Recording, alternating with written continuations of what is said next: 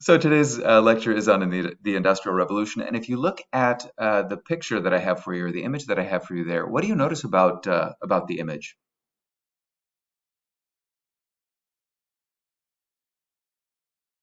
Yep, it's a factory, or what the British people call a mill. What else? Exactly, women, or the figure who's closest to us, kind of there to center left. Is that a woman? Yeah, so there's child labor too going on. That's a girl. Women, it looks fairly clean. And can you tell what they are creating or manufacturing?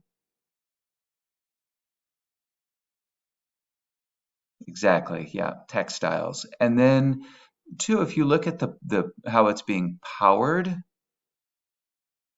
do you see the belts? What do you think all of those belts are attached to? What's the big power source? Yeah, it could be a water wheel. It could also be a steam engine as we get later on into the Industrial Revolution. Well, the Industrial Revolution really starts in the 18th century. There's a lot of different dates that you can use. I just put 1750 because it's a convenient, sort of mid-century thing. I could have given you the period of time when the steam engine is developed or used some other sort of measure. And then I said 1830 with a question mark. I think this is like the first wave of industrialization that's happening in Britain, because Britain really is the place where it's starting and where it is getting way ahead of everybody else for a long time. Now, there are a number of different changes that are happening. There's a change in power source. There's a change in fuel to fuel that power. There's a change in the workplace over time, and then there's also a change in population. And all of those things are kind of related. In some ways, it seems like we might want to come up with a mnemonic device for remembering, power, fuel, workplace, population, or which the changeover is. And so you think about before the Industrial Revolution or in the early parts of the Industrial Revolution, we have human powered devices or human powered tools to create things, or sometimes they hook up animals to be the power source. You might have seen like some sort of animal walking in a circle, and you could get power out of that. But we're moving away from animal and human power to having water power, like someone mentioned, a kind of water wheel, or eventually steam power in a steam engine. And so the fuel that's going to be powering the water wheel or the steam engine is going to be water, or water and coal for the latter, for the steam engine. And then there's a change in the workplace. In fact, what we saw with yesterday's lecture, and what I really like to emphasize is that the Industrial Revolution starts in cottages. It starts in people's homes with that putting out system, or the domestic system, or cottage industry, and then it starts over time to move away from homes or from shops to those big factories, that image that you saw. But a lot of the Industrial Revolution occurs in homes at first. And the reason that you would shift to the factory, of course, has to do with the power source, moving away from just your hands or your arms being the thing that's powering a loom or a spinning wheel to having those water wheels or the steam engine do it. And if you have a big power source like that, then you're going to need a big place to have all of the different machines that are hooked into that power source, which would be the factory. And then, of course, if you're going to have factories, you're going to attract people to the places that have the factories. You're going to have a shift away from rural areas and the cottages to urban areas and the factories. Now, Britain, like I said, in the 18th century, in the 1700s, is the place where the Industrial Revolution is born. And this puts Britain way ahead of everybody else power wise for a really long period of time. We'll start to see a shift away from France as the superpower, especially after 1815, and Britain becoming the superpower of Europe from 1815 or about 1800 through about 1900 or so. And there's a number of different political and economic reasons. There are some geographical reasons why Britain is the first country to industrialize. One of them has to do with that thing that I talked about yesterday, this thing that maybe not a lot of people know about outside of, people who study European history, but this thing called the enclosure movement. and hopefully remember what the enclosure movement was. It creates an unemployed workforce and it creates capital. And the capital can then be used to create factories and purchase things like steam engines. And then the unemployed workforce can leave their cottages and move off to the cities as well. Another thing that you have happening in Britain, and something that really makes the enclosure movement possible, is a stable constitutional monarchy. And if you think about the parliament as representing the interests of the elite or of rich people, then you can imagine that the rich people in parliament would be allowing things like the enclosure movement to happen so that rich people can get richer. They don't maybe care too much about poor people. And so while you and I like the idea of a constitutional monarchy and the sharing of power and things like that, it doesn't necessarily mean that the people, the common people are going to be any better off or any happier. Sometimes under an absolute ruler, the absolute ruler, takes into consideration the needs of the common people, maybe more so than the parliamentarians would. Who knows? There's also the introduction of a Dutch idea when William and Mary come over after the Glorious Revolution, or during the Glorious Revolution in 1688. You have the introduction of a Bank of England, just like you had banking very popular and very very successful in the Netherlands. The Bank of England is created so that to kind of grease the wheels of the economy as well. There's also in Britain, as you know, a very large navy or a very large fleet, a very large merchant marine. There are a lot of ships that are plying the oceans, and then there's a good-sized navy that is protecting them. This helps them move product out, it helps them move product in, and it helps them get the raw materials that they might need for industrialization. There are colonies all over the world, really, with Britain, starting in the 1800s or even in the 1700s, let's be honest. Some of those colonies might break away, like the United States does, but I don't think that really interferes too much with Britain's ability to get raw materials from North America or to have North America as a market for British goods. And Britain really does take over from the Dutch, let's say, as the world marketeer or the world power that's moving product from place to place during the 1800s. There is a lot of capital that is being made from overseas trade as well. Sugar is a major way in which capital is being earned. Sadly, slavery, which goes into that sugar, that whole sugar industry, is also a major way that the British are making capital as well. The British had for many hundreds of years a robust wool manufacturing.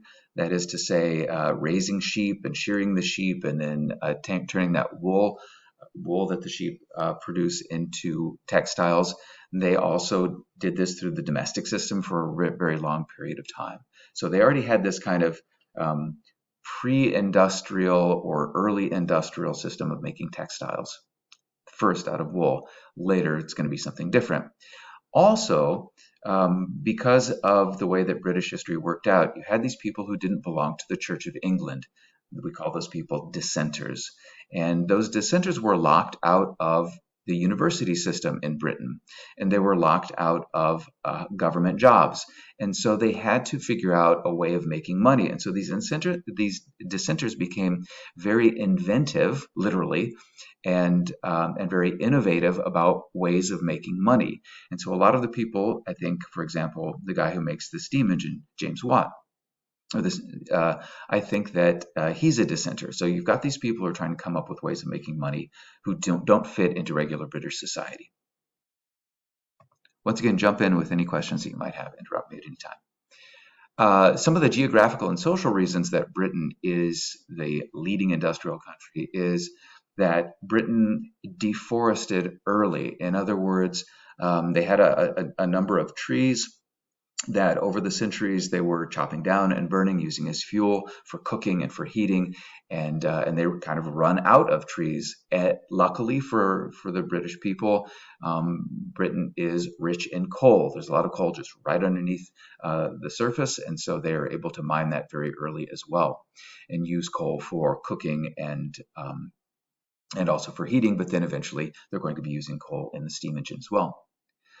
I'm going to tell you that Britain really didn't face invasion or a serious invasion, and I'm going to say that they didn't really face a lot of disruptive warfare in comparison to the continent. You think about the 30 Years' War, you think about those religious wars that were happening. There were a number of wars before that and after that, the wars of Spanish succession and Austrian succession and so on, war after war after war. And I'm going to tell you that Britain really didn't have to face that. You could tell me that actually the British did have a war in the mid 1600s, and I would agree with you, but it's kind of a one off deal. Also, Britain is close to water. Every place in Britain or in England is really pretty close to water, whether that be a river that is capable of taking things from the river to the ocean or the ocean itself. There's a lot of waterways. They're going to increase those waterways too with an interesting idea. But being close to water allows for the transportation of goods to markets. And then finally, and one of the more important things I think is that there is no aristocratic shame in trade. In on the continent, aristocrats tend to not be business people. It's shameful on the continent to try to kind of be too interested in your money. Really, as a noble person, you should kind of just blow your money, just spend your money. The French nobles are probably the best and worst examples of that. But in Britain, the British, because of primogeniture, because the eldest son is the only one that gets the title of nobility, there are a lot of connections between nobles and gentry people or non-noble people, and those second, third, fourth, fifth sons of aristocrats are having to make their way. Sometimes they do that with trade, and there is no shame in that. And sometimes then the noble son or the noble father will engage in trade too. They just don't really worry too much about that. So it's a real difference, I think, in their culture. Yes.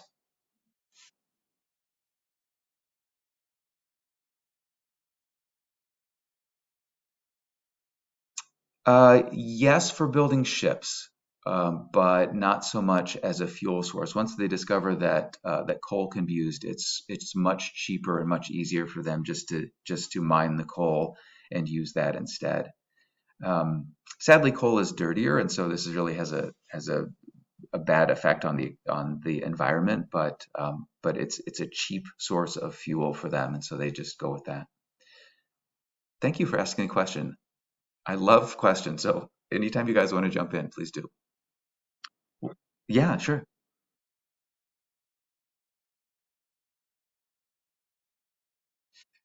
He has to deal with a possible attack by Napoleon. They do send troops to fight Napoleon during the Napoleonic Wars, just like they did with the War of Spanish Succession and many of these others. But they don't have the fighting raging on, in the British Isles, which I think really destroys a lot of stuff. You can imagine how having battles fought near or on your soil is really going to have a negative effect. And I guess I should go ahead and say the one war or the one conflict that the British do have mid-century, mid 1600s. Does somebody want to do that?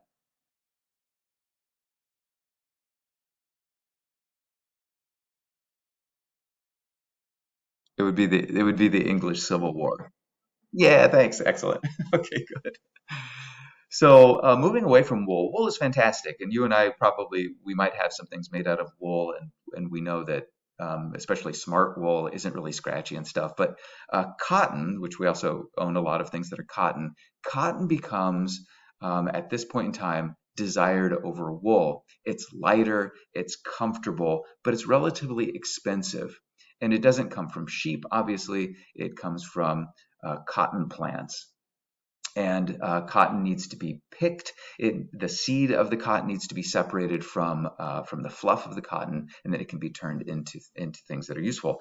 There's something called the cotton engine, which is developed around 1794. You might have heard of it being called the cotton gin, which separates the seeds from the fluff, and that allows for a huge expansion in the amount of cotton available to be used. But essentially, what happens is demand for cotton is outstripping the supply, and the invisible hand suggests that then supply will increase. People want to produce cotton and cotton textiles to fill that demand. And so that's really what happens. And then we have a bunch of production innovations that were needed and that got met by different kinds of inventions. But really, when we're talking about textiles, we're just talking about two different things going on. One of the things that we're talking about is spinning, and the other thing that we're talking about is weaving. You might know spinning is turning a fluff, whether that be wool or cotton, into thread, and then taking the thread and weaving it together to create textiles. They were coming up with, as I said, ways of improving spinning, different kinds of spinning wheels like the spinning jenny, and then they were coming up with better ways of weaving like the power loom, for example, or the flying shuttle. Anyway, they're kind of leapfrogging each other, and all the while creating the ability to spin faster and to weave faster. And then they started to hook things up to, as you can see there, the water wheel, or eventually to steam power as well. Here's just some pictures of various kinds of spinning devices. The thing at the bottom with the woman is a spinning jenny. Look at all those spindles that you have there. She's able to create a whole bunch of spools of thread with arm power. And then you have the guy up there on the top right, and he's got something called the flying shuttle, which is a way of weaving things. And then you can see that eventually they're going to be powering these things to really create the ability to just blow production out of the water. It's really quite amazing how they're able to do that. And of course, if you are able to create crazy amounts of cotton textile, then your products are going to need markets all over the world in order to satisfy the people out there, and then to get rid of your production. But really, it is a lot about textiles, especially cotton textiles, but it's not just textiles. There's all kinds of things that are being created at this point in time, first in cottages and then eventually in factories, first made by hand and then eventually made with machines of various sorts.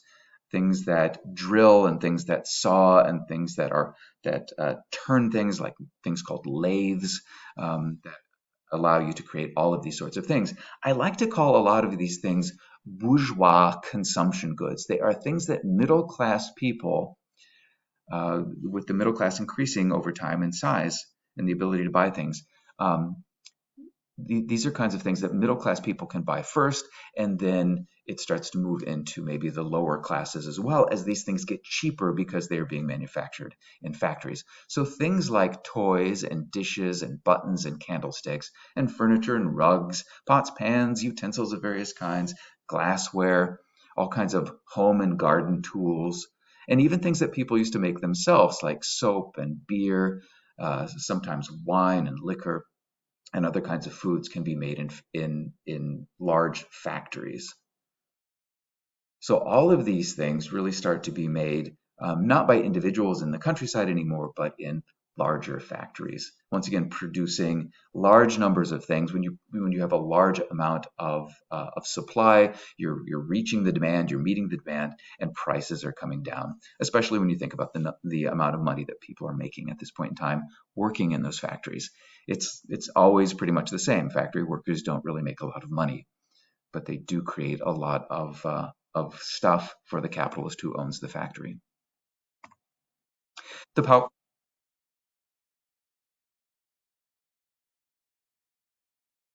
Yeah. Why would one, or how would one? Well, generally, you are doing the same things that you find happening in a big brewery or in a vineyard. You're just doing it on a much smaller scale. There are a bunch of craft brewers now that started a few years ago, where you have the ingredients and kind of let things ferment, perhaps in a barrel or a bucket, and people did that, gosh darn near forever. Throughout the Middle Ages, people, mostly women, were creating beer, or in certain countries they're creating wine. by fermenting grape juice and using that for their own consumption. It's much easier now or then to purchase it from somebody else who's doing things on a much larger scale, and the quality is, I think, usually more standard, if that makes sense.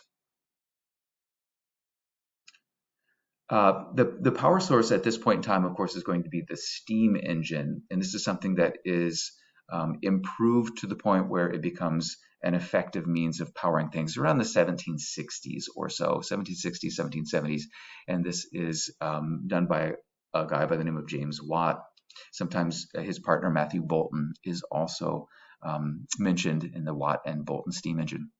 But I'm not sure that you and I can truly appreciate how wonderful and horrible this kind of power source is. This is a reliable and unlimited source of power. It can be used all year round. You know, a water wheel might not be able to be used if the water is frozen. That doesn't actually happen too often in Britain, but or if there isn't enough water, you know, if water isn't available. But the steam engine, as long as you are shoveling coal into the steam engine, and as long as you have some water inside that steam engine, it just chugs and chugs and chugs and chugs. It can be used 24/7 if you want to do it that way, and it there is no pause in the way that this thing works. It can be used pretty much anywhere. It can be used in many different areas, not just to power the belts that are attached to a machine in a factory, but also you can use it in transportation, as you know. We'll talk about that in just a second. As long as you have coal, and as long as you have somebody shoveling that coal into the belly of the beast, so to speak, this steam engine just chugs away. It's really quite striking. The people who had to service the machines or tend the machines that were powered by the steam engine were really kind of horrified that, you know, there's never a break. Things just keep going and going and going and going, and it's a very different way of working than if you're just in your cottage and you're sort of powering things yourself. Where you get tired, you stop, you stop your spinning wheel and take a break. The breaks don't really happen in steam powered factories. It's really pretty horrible. You need coal, of course, in order to power the steam engine. Coal, like I said, was used early on for heating and cooking, and Britain was deforested pretty early. And I think you probably know that coal is mined, and that's what it looks like. It looks like a rock, kind of a black rock that burns. Another thing which becomes really quite important for the creation of machines and the creation of a number of different products at this point in time in the Industrial Revolution is iron. Iron is needed to, as I say, create the machines. Iron is needed to create the rails of the railroad. And iron is created by, once again, you mine something called iron ore, and then you need to melt, or what they call smelt, this iron ore. You basically superheat it so that it melts, and then you get rid of the impurities in the iron ore, this stuff called slag. And for a while, people were using charcoal, which is made out of wood. If you ever grilled with charcoal, that's just a kind of wood that's been sort of pre-burned to burn more to burn hotter. Well, they started to run out of wood to smelt iron ore, and then they discovered that they could use the coal in a kind of similar process to creating charcoal. They would create this thing called coke that replaced the charcoal, and then you had coal that was being burned and kind of superheat burned in order to melt the iron ore or smelt the iron ore and create a lot of iron. They also realized that same thing that you guys probably realize: when you apply oxygen to a fire, it burns hotter. And so steam engines were attached to these kind of air pumps that was blowing air into the blast furnaces where the iron ore was being smelted or melted, and that sped up the whole process. So they're able through through some technological innovation to create these blast furnaces that are able to produce a really enormous amount of iron to be used in British industry. In 1740, slightly before that period of time, I said that British industrialization was beginning.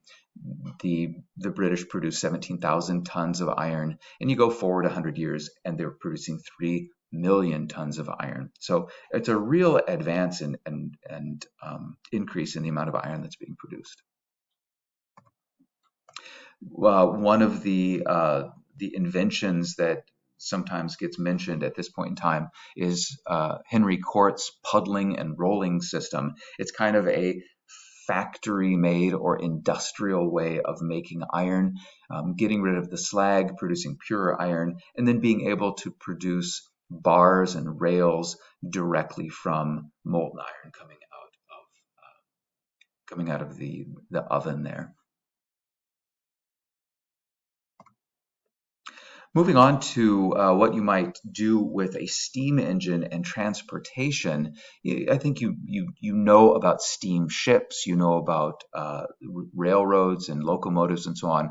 I do want to mention, though, that before steam-powered transportation, canals are actually very revolutionary for local trade.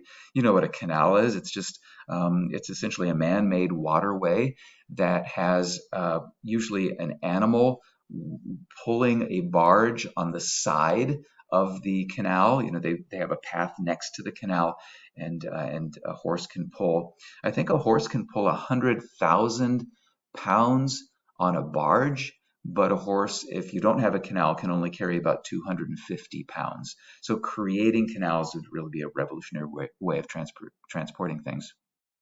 Sailing ships, of course, with sails were very important for international trade before they came up with the steamship. When the steamship is created, once again, the transportation time and then the shipping cost decreases exponentially so that you are able to bring raw materials to Britain and then take product that is being manufactured all over the world using steamships. For railroads, of course, you need iron for the rails, as I said. This is part of the reason why so much iron is being produced. And then the locomotive itself is made out of iron. Sometimes they're called the iron horse. You know, you slap a steam engine on a kind of wagon-like device and you have yourself a locomotive. And that's really what the first locomotive was. It looks like that. This was George Stephenson's rocket from 1830. It's named rocket because it goes so darn fast. It can chug away at 16 miles per hour between Liverpool and Manchester, two northern English industrial cities that grow up out of nowhere, really, based on their proximity to iron deposits and coal deposits that are up there in the northern part of England. There were a number of private companies. It's not the government that is building these railroads. It's private companies that are building rail lines, and people are making a lot of money off of that. There are lots and lots of people employed laying down track or running the railroads themselves. And you can see a real increase in the amount of British railway. It's really pretty late if you think about it, 1840 or so, 100 years after I said that the industrialization started, but from 2,000 miles in 1840 to about 6,000 miles in 1850. And of course, there's going to be other countries that are going to surpass Britain in the amount of railway mileage just because they're much bigger than Britain. But Britain has a pretty good railway net.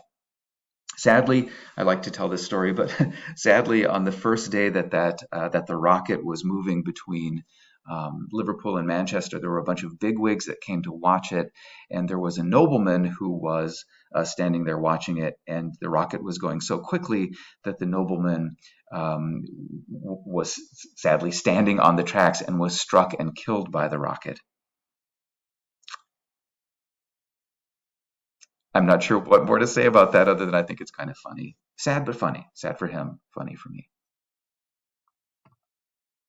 So with this transportation revolution of steamships and locomotives, railways, railroads, you have the ability within Britain, with a fairly sizable railway network, to have a kind of national market that is easily accessible. Imagine you had a giant factory and you had no way of getting your product all over Britain because there were no railways. You would choke on your own production. You would have all of this stuff sitting around and no way to move it. And so having the ability to move things means that the size of your factories can be really quite enormous. Larger factories can be possible. All you really need is fuel access or access to coal.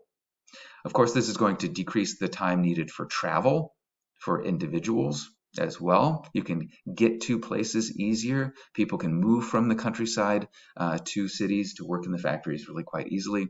And it just decreases the cost of transportation for individuals, but more importantly, really for industry. This makes it possible, in fact, eventually for Britain to put Indian weavers out of business, or to really affect the weaving industry in India. They're able to flood the Indian market with cheaply made manufactured cotton textiles, and individual Indians who are weaving on their own can't compete with the price. And this is a sore point with the Indians as the British take them over. Urbanization, of course, is going on. This is what I want you to concentrate on Tuesday when you're doing that urban simulation. I think you'll really enjoy doing that. If you like to draw, then it'll be kind of fun for you. But think about the transportation revolution, the factories and the mills leading to a massive increase in urban growth. Don't get too far ahead of yourself, though, because you and I think that people move to the cities right away, and a huge proportion of the population is living in cities. Really, the population in general is increasing as there's enough food for everybody, and Britain is increasing, basically doubling their population from about maybe 100 years earlier to mid 19th century, having 20 million people. They're catching up to the French, actually, in population. But around this period of time, even as late as the 1850s, only about 20% of the population of Britain and France are living in big cities, in big urban areas. The vast majority of people are still peasants in the countryside for a long period of time, longer than what you and I would like. And in these new cities, there's a lot of urban misery. There isn't really a lot of planning that goes on in creating these cities at first. They have this sort of hands-off approach, a kind of laissez-faire, let-it-be approach. And so housing and water and sewer and food supplies, lighting are all just inadequate. It's just terrible slum-like conditions without any kind of urban planning. The huge urban slums are just chock full of people who are getting diseases of various kinds. Cholera, which is caused by basically kind of poopy water, is something that a lot of people get and makes them sick, and they die from that. Crime is really a huge problem, as people are just completely depressed and drunk and alcoholic and all these kinds of terrible things. The air is terribly polluted with all of the coal being burned. The water is terribly polluted with all the people living there. It's just a disaster for a long period of time. And it won't be until, probably, the 1830s with a start, and then moving into the 1850s and beyond, when governments start to realize that they need to try to change things. They need to try to get a hold of the problems that are going on and take a more active approach to running these cities rather than just letting things be as they were.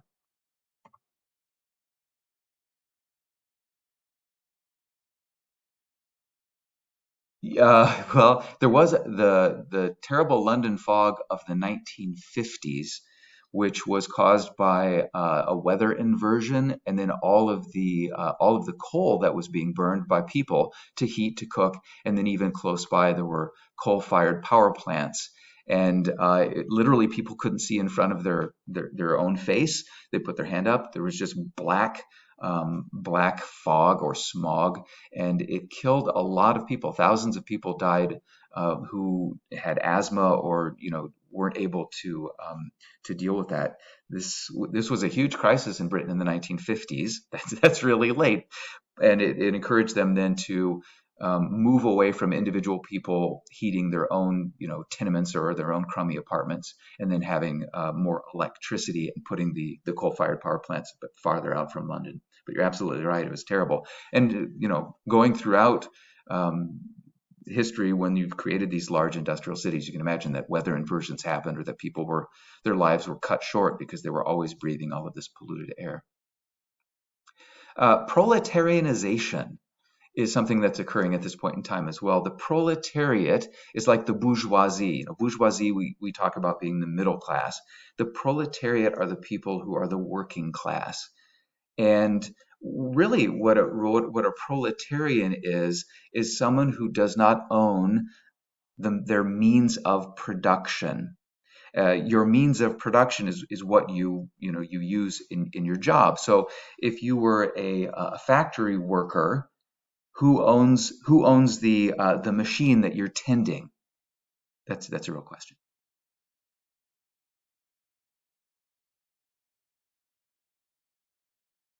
I'll ask the question again.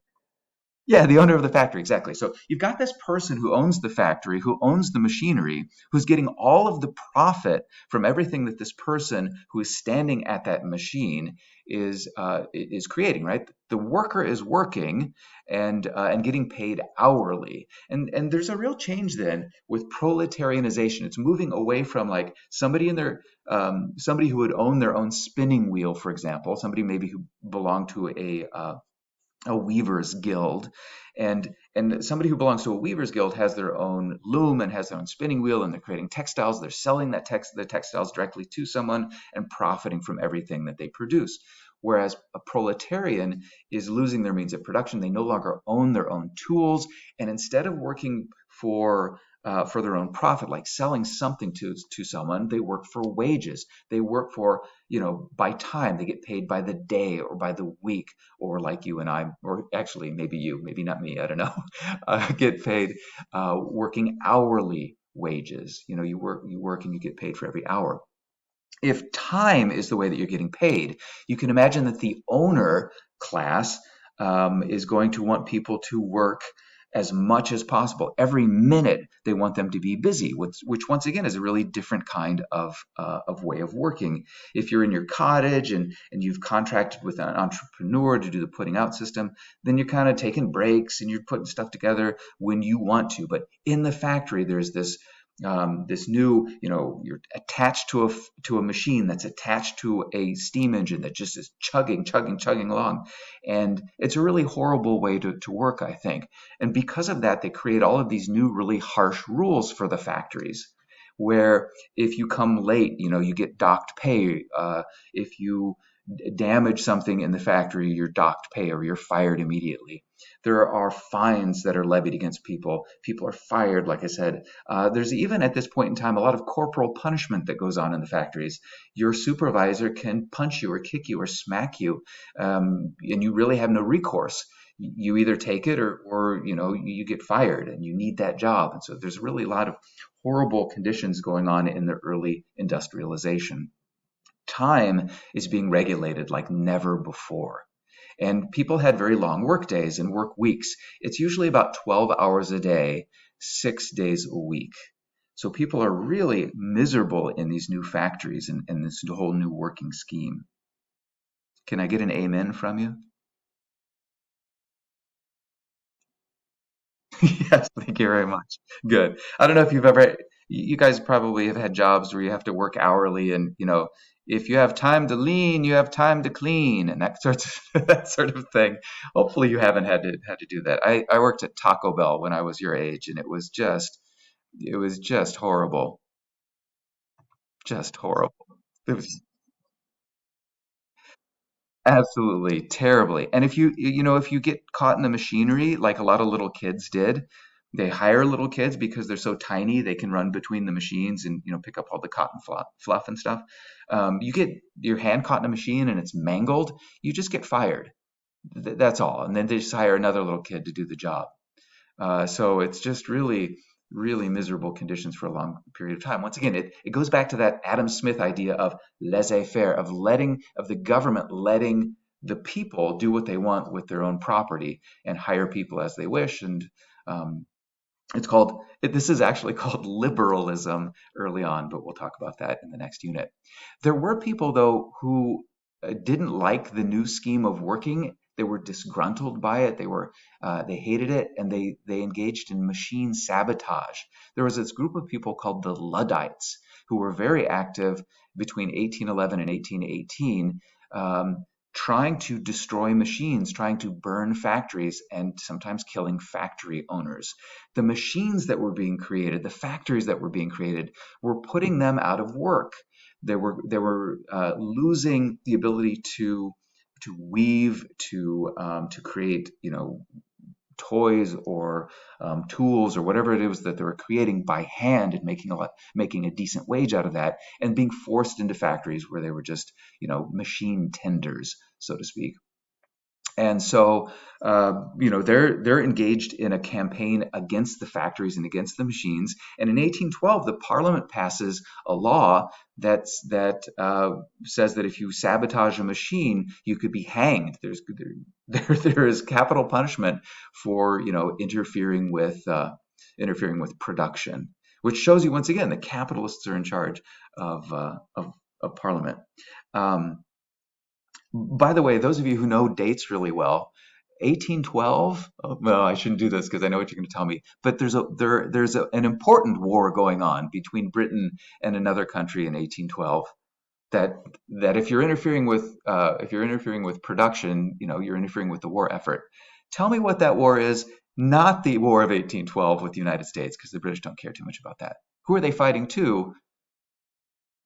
Yeah, which is a much, much, much bigger deal to fight Napoleon. Anyway, about 1,000 mills were destroyed, a few owners were killed. It seemed like an insurrection or a riot of the poor against the rich, and that's why it had to be put down. And a number of these labor organizers, or these Luddites, were hanged. Here's a weird image for you. Well, the one on the left is pretty normal. It's a couple of guys sabotaging a loom. But the one on the right, that's Nels Ludd, the leader of the Luddites. He doesn't really exist. He's a figment of everybody's imagination. Do you notice anything unusual about Nels Ludd? Myth- He's very, yes, those are factories in the background burning, and I guess he's leading a bunch of little factory laborers to the promised land. But what is he wearing? He appears to be wearing women's clothes. Here's my take on this. I have no idea if I'm right, but I think he's wearing women's clothes because a man wearing women's clothes at that period of time would be considered completely unnatural, just like somebody who is from the lower classes trying to overcome the upper classes in a kind of anti-machine insurrection would be completely unnatural. Can you buy that?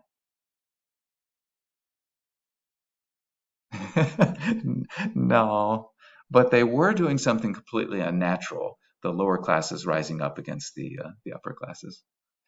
It would have been cool if they were also cross dressers. I would have approved of that. That would have been funny. Here's a picture of just industrial squalor in general.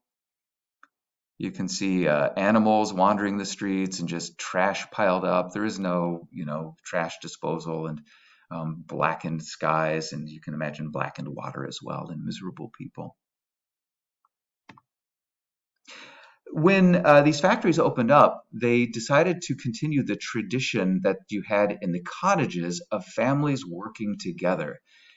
That makes sense for the cottage, right? So entire families would be hired to work in a factory together. But over time, there was a division of labor. You saw at the very beginning of this lecture that there was a girl and women. They wanted to hire women and children in these factories who were being overseen by men who weren't their husbands or fathers. And the reason that they did that, and this is kind of a mean thing, but the reason they did that is because men who weren't related to them were much more apt to discipline them harshly if they weren't working right. It's hard. And sometimes it's hard to kick or punch your own kid, or kick or punch your own wife if she is falling asleep at a factory machine. But if it isn't your family, then it's much easier to do that. Women and children also were they just earned a lot less money than men did. They were cheaper to hire, and so not only are they pliable or easier to discipline. You punch or kick a man, another man, that man might punch you back in the throat. And so they're hiring women, they're hiring children at first. Over time, though, what happens? The government starts to get involved, as you'll see in the later 1800s, and the government says, "Oh, you can't hire kids anymore, or you can't hire women anymore." Or there's a kind of cultural pressure to keep women and children out of factories and have them stay at home, and children start to get an honest to goodness childhood, and women start to become kind of domestic managers of the household. This is the pushing of women into a kind of separate sphere, the sphere of the household, or domesticity. And around this period of time in the 1840s, there is a new queen of Britain who portrays herself as a kind of domestic queen in addition to being a real queen. And this is Queen Victoria. And so this Victorian era becomes one of domesticity, and you have far fewer women in factories and children in factories. Finally, around mid-century, 1851, there is the first World Expo. This is the great exhibition in London in something called the Crystal Palace. And this was an idea of Queen Victoria's husband, or promoted by Queen Victoria's husband, Prince Albert, who was kind of a forward-thinking guy, that also her cousin, who she married. But you'll see the Crystal Palace in just a second. It looks like nothing people had ever seen before. It's really a kind of an amazing building. And within this amazing building, they showed all of the machines that were producing all of these wonderful goods. They were really showing off the miracle of British industry. And at this point in time, Britain truly is the dominant superpower of the world. 66% of the world's coal is mined in Britain. 50% of the world's iron production from Britain, 20% of 50% of the cotton cloth produced around the world is produced in Britain, and 20% of the world's industrial goods all produced in Britain at this point in time. The national wealth of Britain has increased dramatically, the population has increased dramatically, and Britain truly is the world power at that point in time. Let me show you what the Crystal Palace looks like. Kind of looks like a oh, how do you say that in English? Um, you'll see it. You'll be able to help me out with that. Check this out. It's made out of iron and it's made out of glass, and it's a building like one people had never seen before. Really, what are those things called where you grow stuff inside of them? Thank you very much. Greenhouse. If you're interested in German, it's Gewächshaus. So there it is. And I'll show you what it looks like from inside as well. Look at all those bourgeois people on horseback with their top hats cruising around outside of it. Inside of it, and it's they're enclosing a park basically in this steel and glass structure, and they're setting up all of these various kinds of machines, and then all these different products and so on. And people pay to come and look at this. Millions of people go through the turnstiles and check out the miracles of British product. Yeah, I'm done too. So there we go. Do you have any questions?